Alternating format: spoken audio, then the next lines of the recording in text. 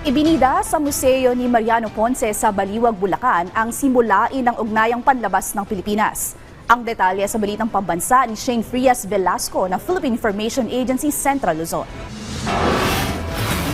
Tampok sa museo ni Mariano Ponce ng National Historical Commission of the Philippines sa lungsod ng Baliwag sa Bulacan ang simulain ng ugnayang panlabas ng Pilipinas noong ika-19 na siglo.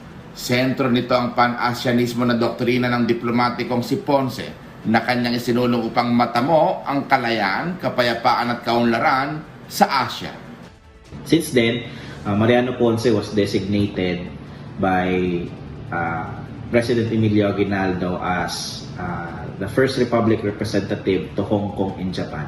And isa sa mga mahalagang bagay na ginawa ni Ponce is dalawang bagay. Una, kuhain yung suporta ng pamahalaang Hapon, no, para sa mithiin ng Pilipinas na makalaya laban sa mga Espanyol at later on sa mga Amerikano. Pangalawa, yung pagbili ng mga armas na magiging katuwang sa pagsasagawa ng mga programa sa pagpapalaya ng Pilipinas laban sa mga dayuhan.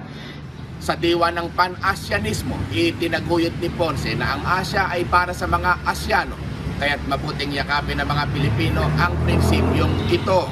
Nananatiling mahalaga ang diwa ni Ponce sa napapanahong ugnayang panlabas ng Pilipinas.